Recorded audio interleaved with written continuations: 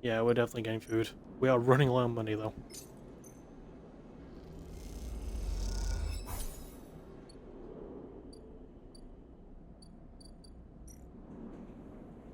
Okay,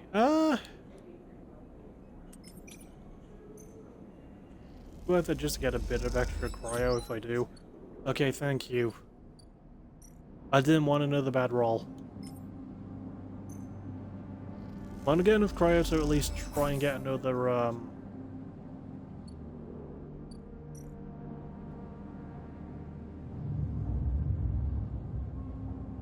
yeah.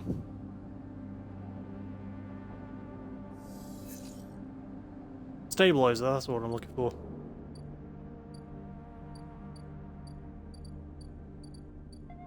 I hate it when my brain just forgets how to work. Well, let's see if we can solve this problem. Oh, there's a new thing. Mushroom grows. Mushrooms! I can finally find a fucking mushroom. Alright, well, let's use this one. Because there's physically no way it can screw me.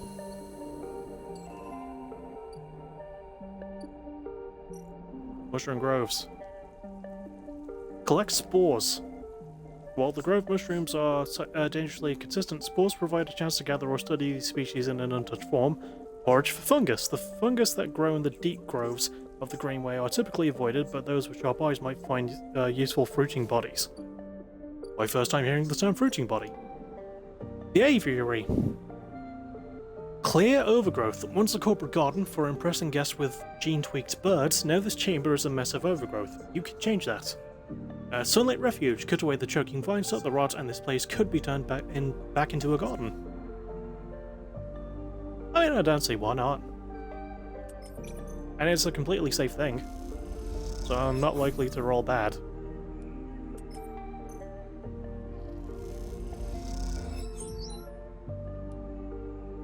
Is it worth using all the good dice? Yeah, fuck it.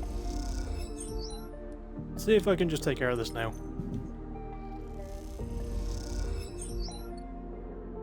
Again, I want to get as much as I can before I have to go. I also didn't get cryo from that.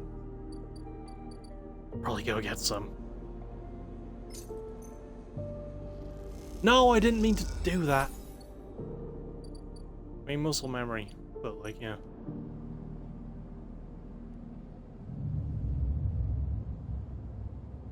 I should probably just work at the bar for a bit, get some money.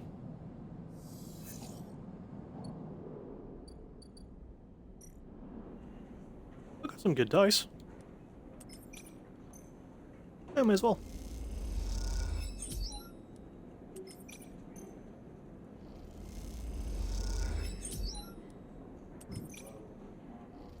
Come on, baby.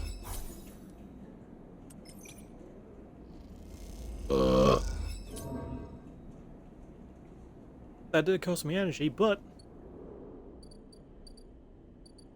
I got enough for another stabilizer, which was the entire reason I was doing this. And you know what? May as well just go back and try the sunbathe perk. Because, wanna. I can only hope for neutral.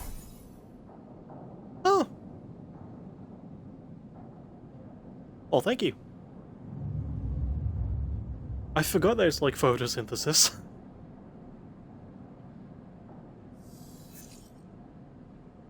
Okay. Got some really good dice, holy shit.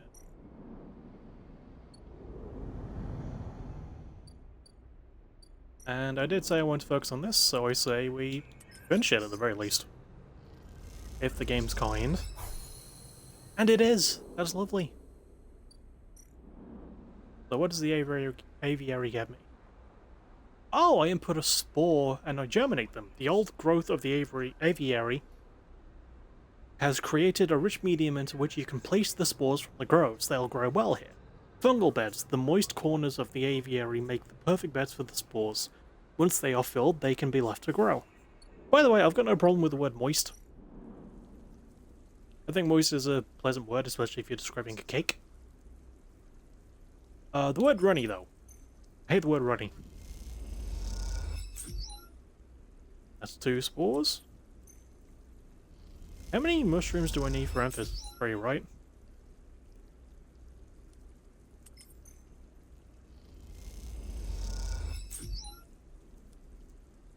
This might be enough. Yeah, and I've got the spores for Talia as well, so I can do that too.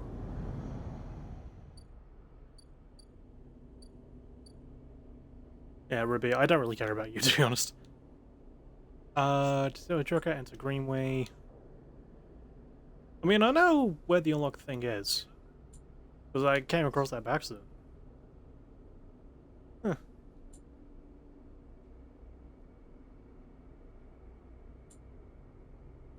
Flotilla aid.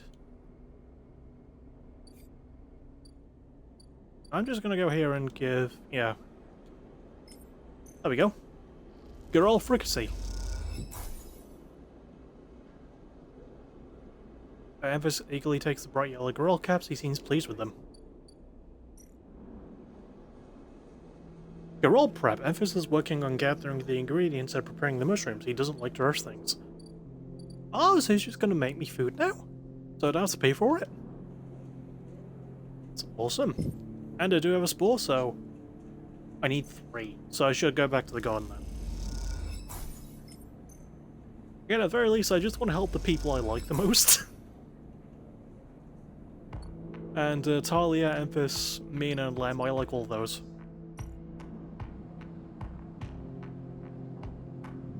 And I'm gonna get another stabilizer while I'm at. Ooh, really good dice.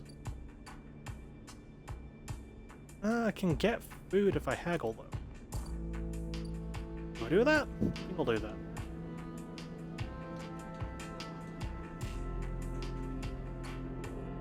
Yeah, that's what I'll do. I'll haggle for food. Because I don't... Oh, I do have to pay, but like...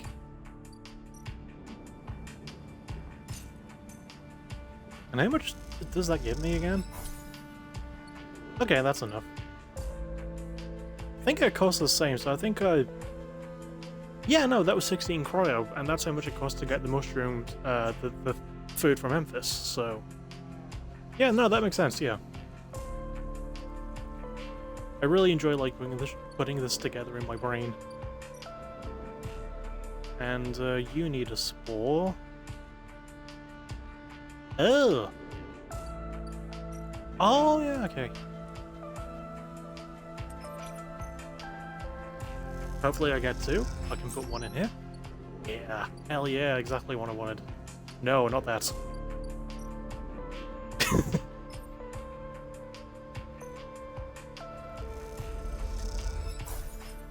Oh, you know what? Maybe I can just do it all now.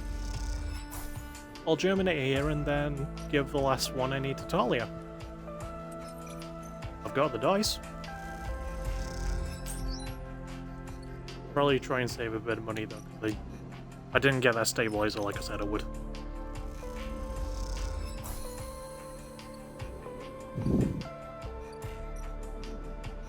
And that's going to be 4 cycles until that's done. What did that say? Fungal growth. The spores need time to germinate and spread in the aviary. The indirect sun of a few cycles should help them along. Fan-fucking-tastic. So, I say, we go here, we do this, we get a bit of money. I say we spend our last dice on it, because why the chuff not? We go here and get another stabilizer to be safe.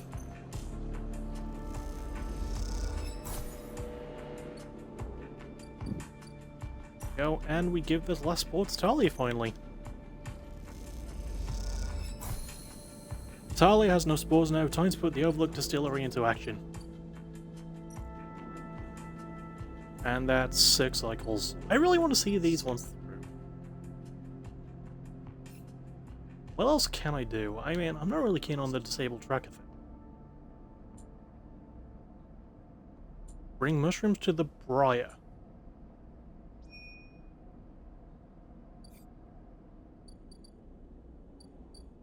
Where's the fucking briar?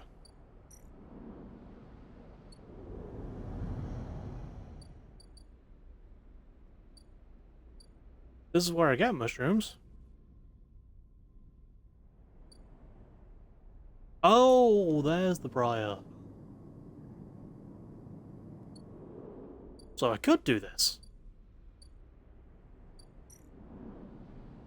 Huh.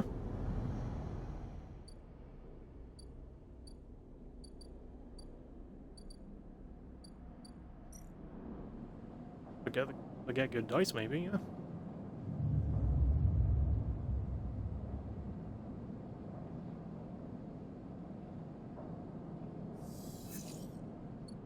Yeah, maybe I'll waste time doing this. Well, spend time doing it. While,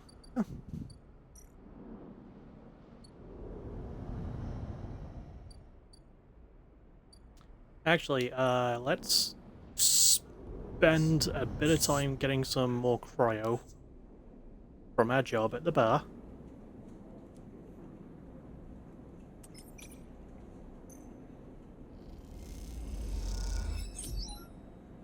There we go. As well. Lovely. It's just so I got some haggling money, basically.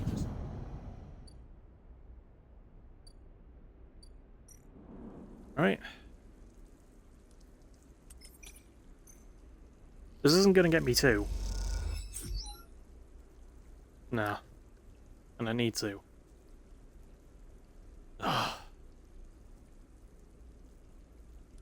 Do I? Oh, fuck it. And it bit me in the ass. Curse my ambition. No, I was gonna get some food.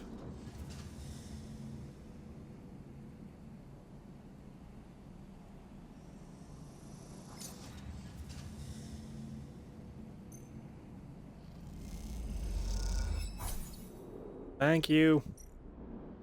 I'm going back to sleep now, bye.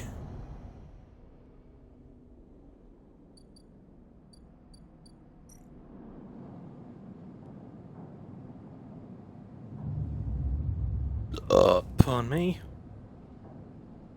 God, my acid reflux is acting up something fierce. Okay, I've got a good dice. I got a couple. Oh, hello, what are you? Hey! Emphasis preparing the gorel caps. He has had to heavily adapt this recipe, he says, but the smell is already incredible.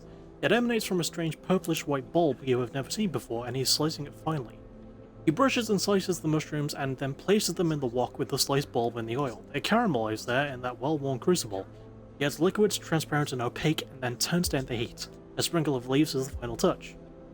We have a moment, Sleeper, he smiles. You have a story?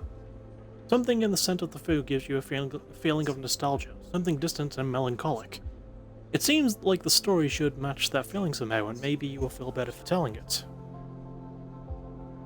Call your oldest memories. You start by explaining that when you are emulated from a person, many of your memories are left behind. Perhaps it is an intentional part of the process, a way of keeping sleepers ignorant and malleable, or perhaps it's a side effect of the imperfect emulation. You admit that you don't really know. What you do know is that some memories survive, and that on occasion they come back to you, like shadows ahead. You detail one recurring memory, which despite returning to you with enough regularity for you to think it familiar, always fades as quickly as it arrives. You struggle to explain the feeling of being whole for a moment that comes with this memory, and then how that wholeness slips away to leave you feeling like you have forgotten something important but just can't bring it to mind. Memphis nods throughout, cooking as he does with deft and skillful movements. You start to trail off when you realise that you can't find the words to explain how the memories you do have feel like both yours and someone else's at the same time, and how that always fills you with certain sadness. The sadness of remaining forever unknown even to yourself. I mean, I already have imposter syndrome, this doesn't help. Memphis finishes cooking and meets your eye. I'm sorry, Sleeper, for your troubles. He puts the wok to one side. I appreciate you sharing with me, he smiles. I hope it lightens you a little.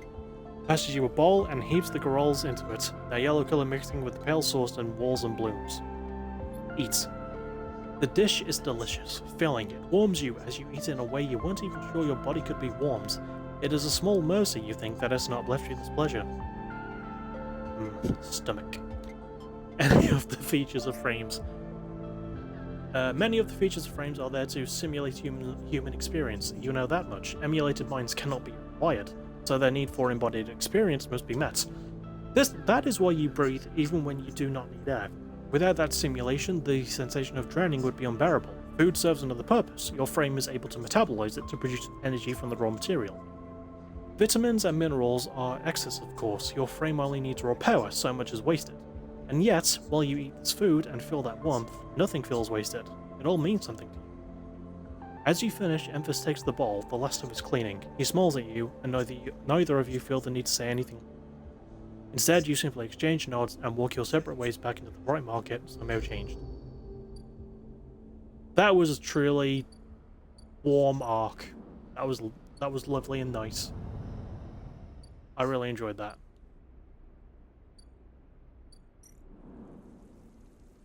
I need another mushroom for some. Oh yeah, the.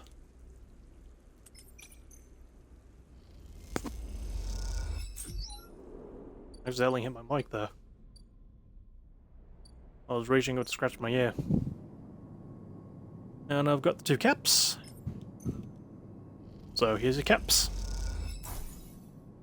Ash sees you coming up the broken spoke and waves you into the cavernous bay of the climbing briar.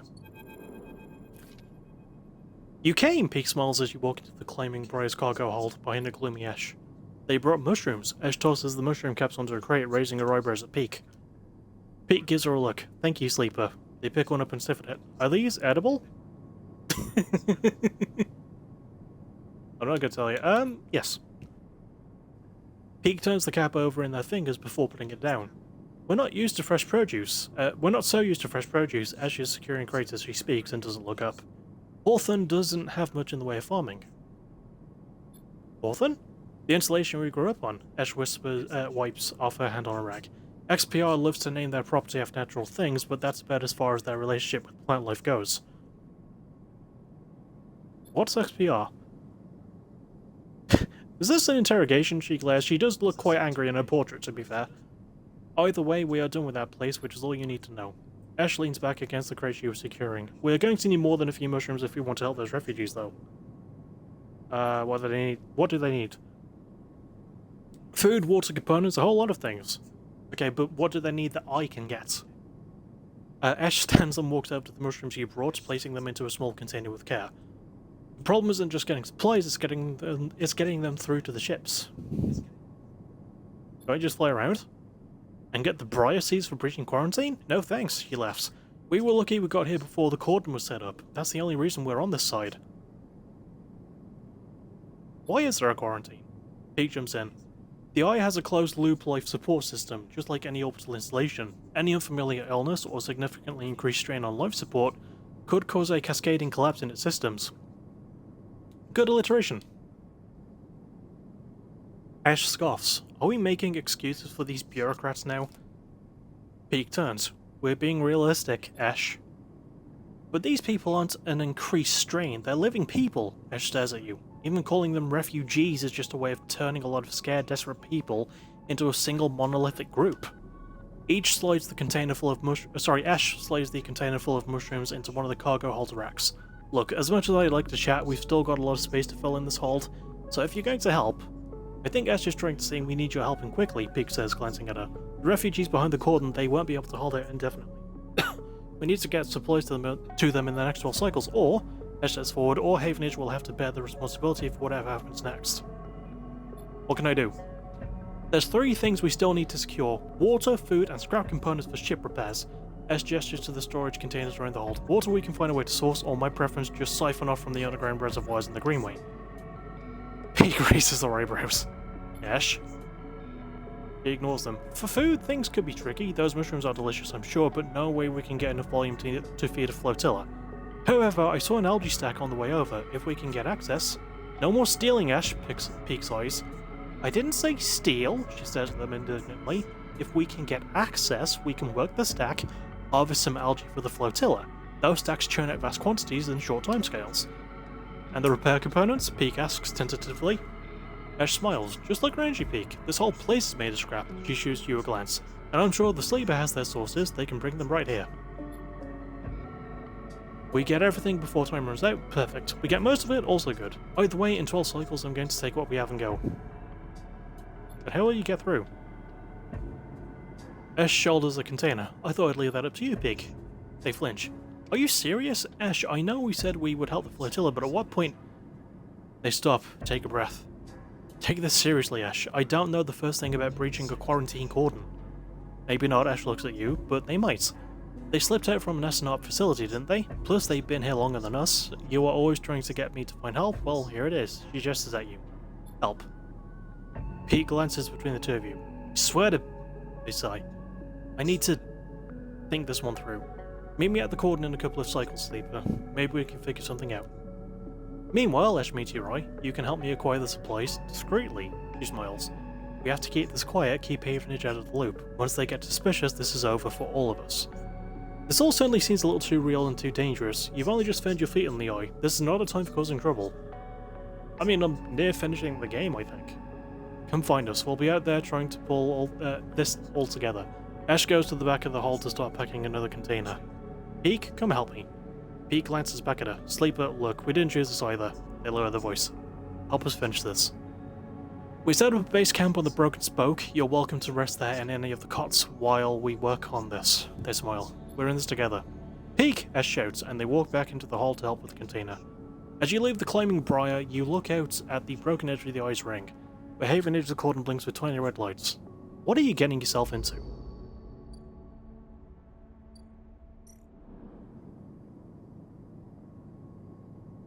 I need scrap components.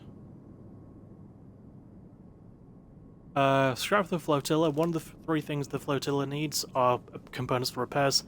There's a lot of ships, which means a lot of scrap components. And I need 8, I have 3. Briar's Hold, the flotilla needs food, water, and components. You might not be able to get all of them, but Ash will take what you can get. Peak's plan, all the supplies in the world are nothing with their plan to get the flotilla. That's Peak's part in this. And the base camp. Oh, new sleepy place, nice. Well, that's useful. Okay. So I gotta get scrap, food, and water. I can get water, apparently. Hack sensors. The reservoir is monitored by a web of sensors. Hacking them will reduce the alert level of the system and keep you from getting locked out. Siphon water. The only way for Ash to get enough water together is to siphon it directly from the station's reservoirs. Havenage will not be pleased. Water for the flotilla. Ash needs tanks and tanks of water if she hopes to help the flotilla. Anything less is worthless to her. Havenage alert. Havenage have installed a complex sensor array to monitor the reservoir. Trip this and the whole place will go into lockdown. Please be kind. I know it's like a safe roll, but please be kind. Okay, that's good.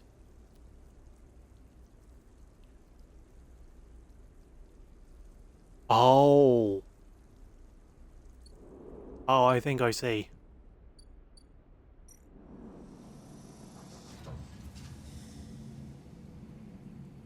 And the algae stack. Negotiate access. The algae stack is controlled by a small collective of farmers. If you want to use it, you'll need to persuade them. Algae access. Much to Ash's frustration, you'll have to pay or talk your way into using the algae stack to farm food for the refugees. Okay, well I don't have enough to do any of that.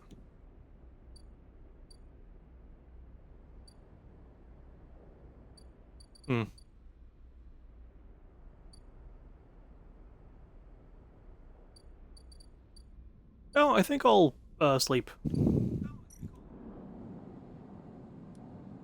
Tish.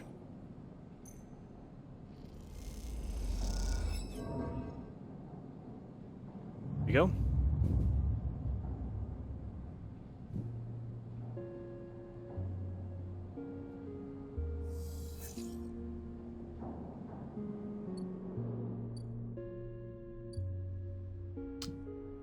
Is the thing with Talia finished yet? It should be.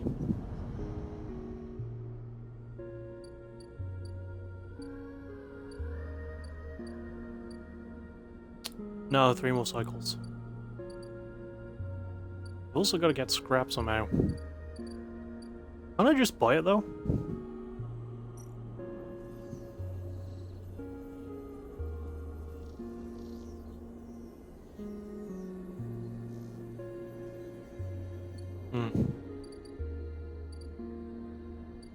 Oh yeah, I've got to wait for the scrap ships to return.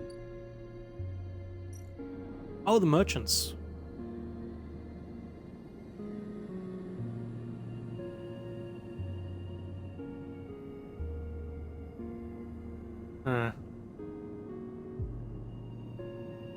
Hang on, can't I sell the ship mine fragments for...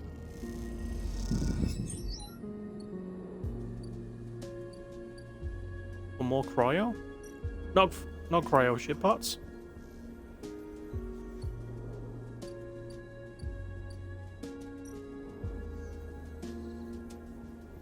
No. That's not... Huh. For the wet dock? No, you're nothing.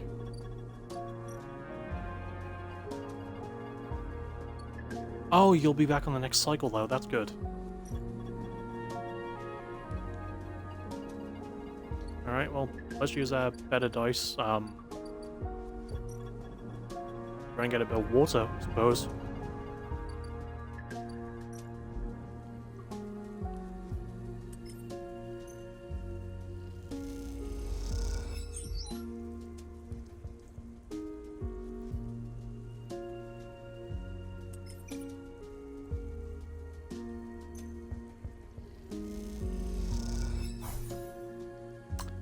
Shit. Okay, I kind of understand that one better.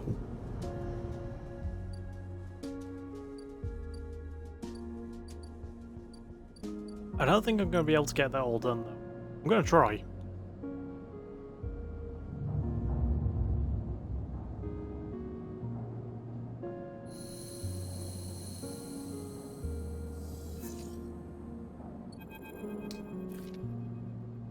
Oh! As you leave, you find a note pinned on the outside of the door. It reads, "Sleeper, there's something you need to see. Maybe at the cordon as soon as you can. Just keep heading around the ring until you hit the flotilla. I'll be waiting. Peek." You pocket the notes and glance around the corridor. Looks like you are doing this. Time to make a plan.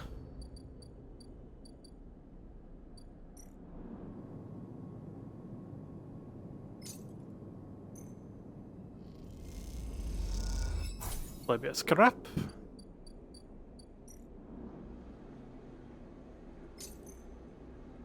A bit of food. And maybe do a bit of work.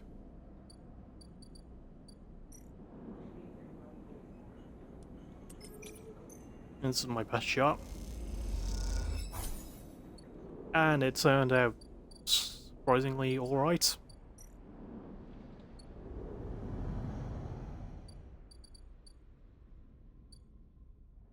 So other floats.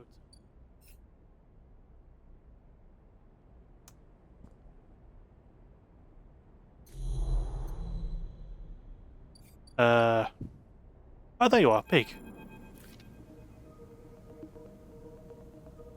Sleeper. Peek catches your attention from the shadowy corner they were leaning against. Any trouble up here?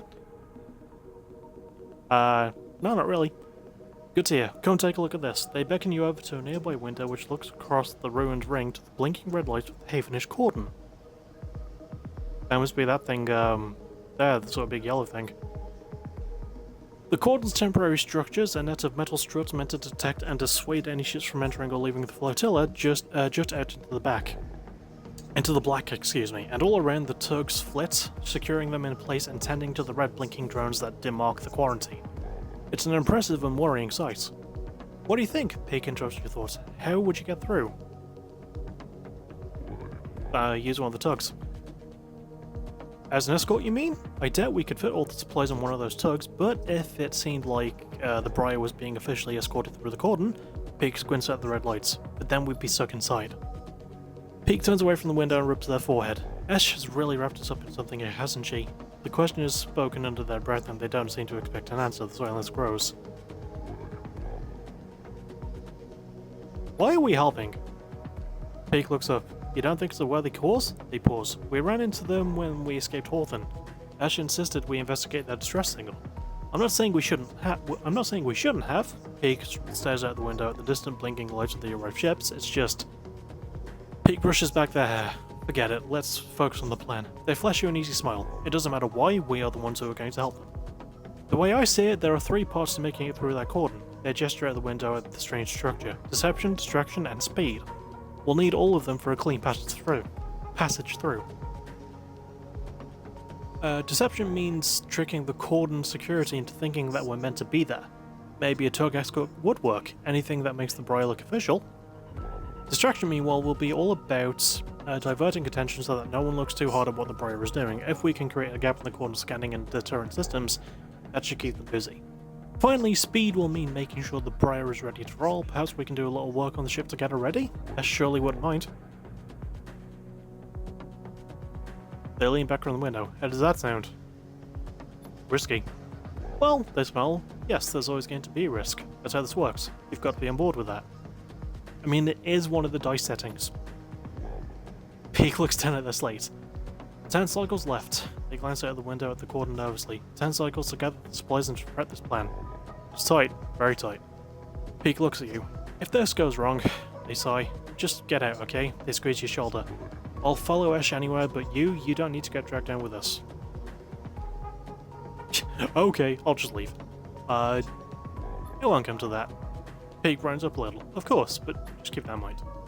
Let's get to it, Peak stretches. I'll tell Ash about the improvements of the Briar, and the rest, let's explore the cordon as best as we can and look for openings. I have no idea what guardian angel sent you to us, Sleeper. Peak smiles, but I'm very glad they did.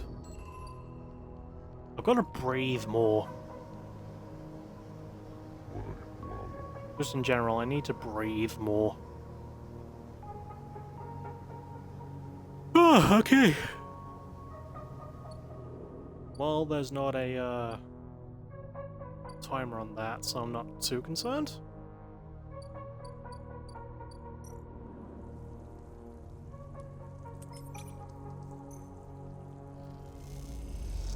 Please be nice.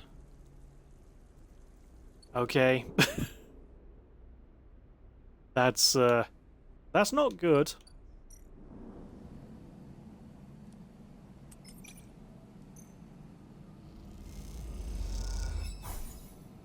Oh, that was alright though, fair enough.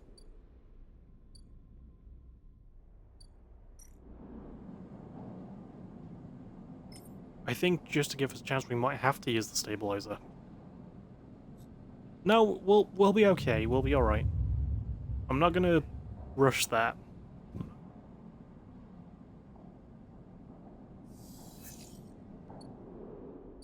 Okay, no, we're gonna be alright.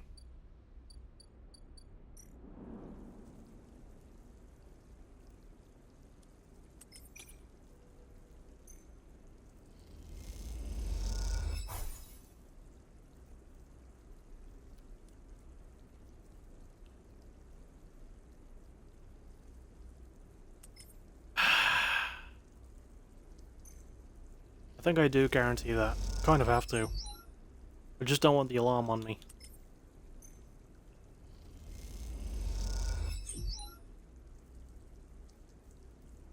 Even with a positive outcome, it's only 1 water?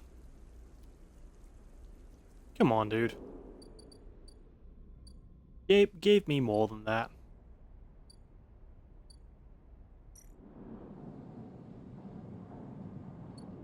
Oh, hang on, what else do I need? Scrap.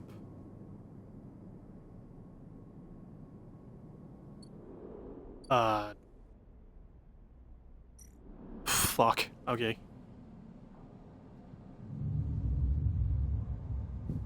Thing is the ship's still gonna be there.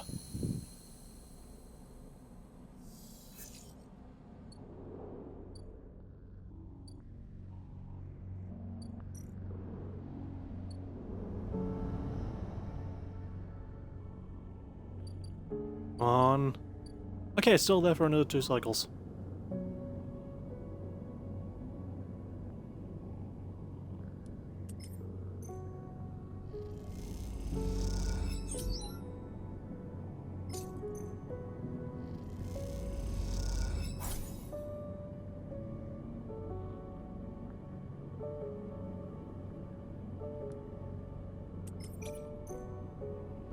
I mean, this is worth the risk.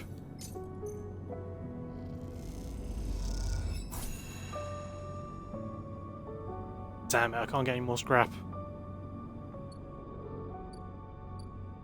Oh! Hey! Also, it's Tala, not Talia. I was completely mispronouncing that. Tala comes to you one shift when the bar is empty, tapping you in the shoulder as you clean the bar. It's ready, she's grinning from ear to ear. The girl? Obviously, she grabs you by the arm before you can ask anything else and drags you into the back room. The smell hits you immediately when you enter. A cocktail of rich fermentation and chemical sharpness. The room is warm and bright now. The newly installed lights making the place look clean, whether it is or not.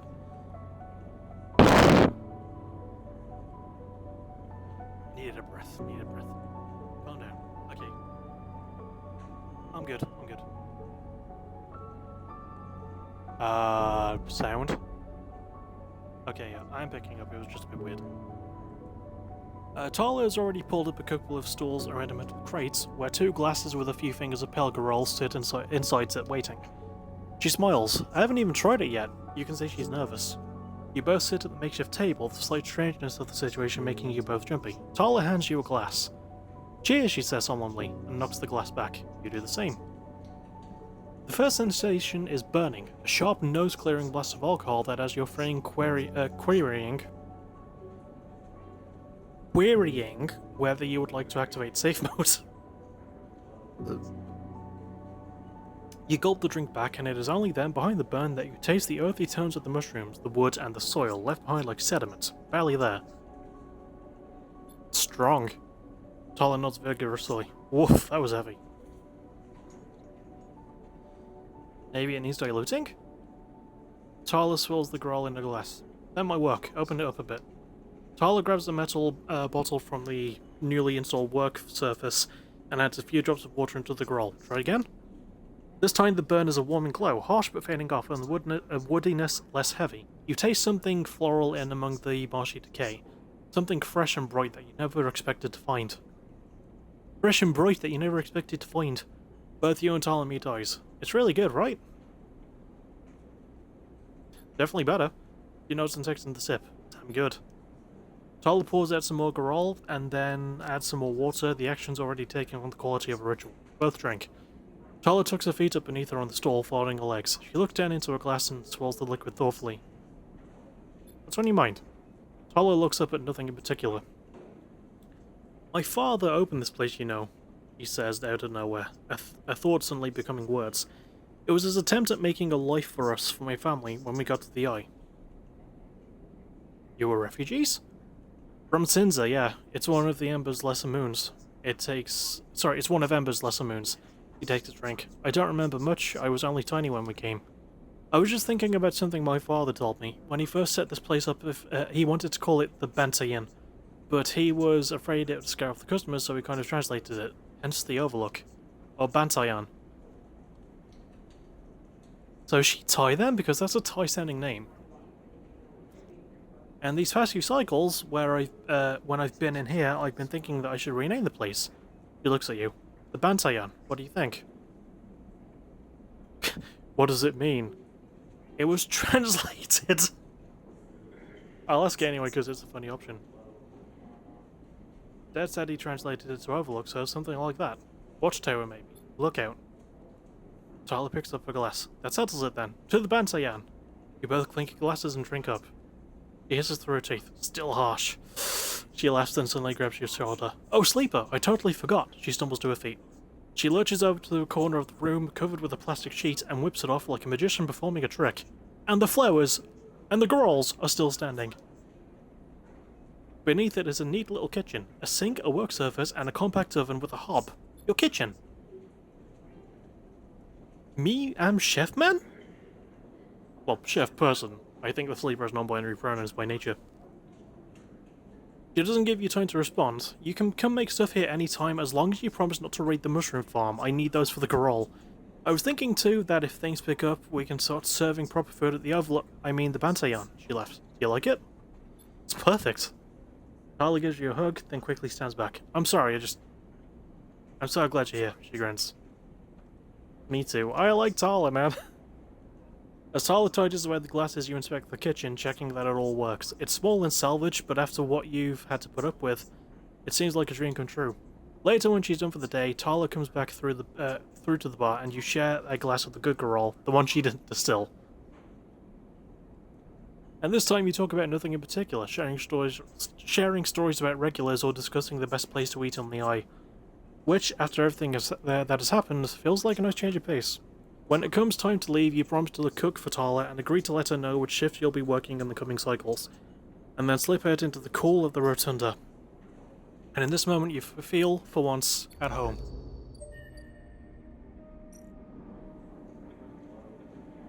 And I got the achievement Free Spirit.